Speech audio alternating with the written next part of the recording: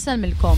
Il-preżentatur tal-programm Xarabank Peppi Azzopardi kien ta' taħriġ lid-Deputat Nazzjonalista Ġafri Policin Orlando dwar kif kellu jġib ruħu meta fl-aħħar elezzjoni ġenerali kien mar bħala ġurnalist tal-Midja Nazzjonalista għal konferenza tal-aħbarijiet li kellha ssir fuq il-PBS.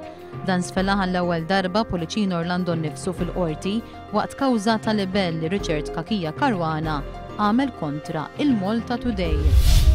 Id-deċiżjoni li l-Knisja ma tagħtix kumpens lil vittmi tal-abbuż sesswali ma teħdiġ minħabba s-sitwazzjoni finanzjarja ħażina li tinsab fiha. Dan kien ikkonfermat waqt konferenza tal-aħbarijiet li fiha l-Kurja ppubblikat ir-rapport finanzjarju pastorali għas-sena li għaddiet. Skont ir-rapport fis-sena 2010 l-Arċidjoċesi ta' Malta għamlet deficit ta' €1,750,000 euro. Irridu nagħtu ċertezza u stabilta lil privat fil-qasam tas-saħħa biex dan jibqa' jinvesti f'dan il-qasam.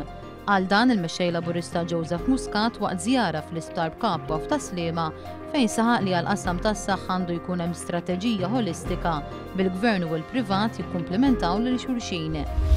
Is-saħħa mentali taffettwa 50 miljun persuna fl-Ewropa.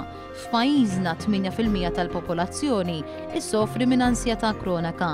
Fil-jum dinji tas-saħħa mentali, il-Partit Laburista qal li huwa inkwetanti li l-imwiet kawża ta' problemi ta' saħħa mentali kważi jittriplaw.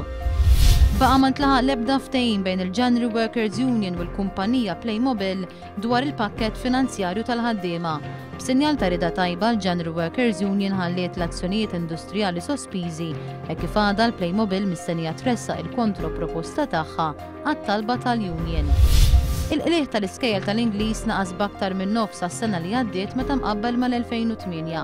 Fl-2010 naqas il-qlieħ minn kull student mill-akkomodazzjoni tal-istudenti kif ukoll naqsu l-panki ta' dawk impjegati ma' dan is-setturi. Dan l-istħarriġ kien ikkwotat mill-ġurnal Malta Today. Żagħżugħ ta' 25 sena mill-Ħamrun kien ikkundannat sentejn ħabs sospiża l-4 snin wara li ammetta fl-okadda ġuri li tan-nar lil bar fl-imrieħel. Huwa kien tan-nar lil post wara argument li kellu mal-eks fajla tiegħu u ma sit il-bar. F'dawn l-aħħar sigħat fl-Eġittu seħħew sensiela ta' rvellijiet li ħallew 24 persuna mejta.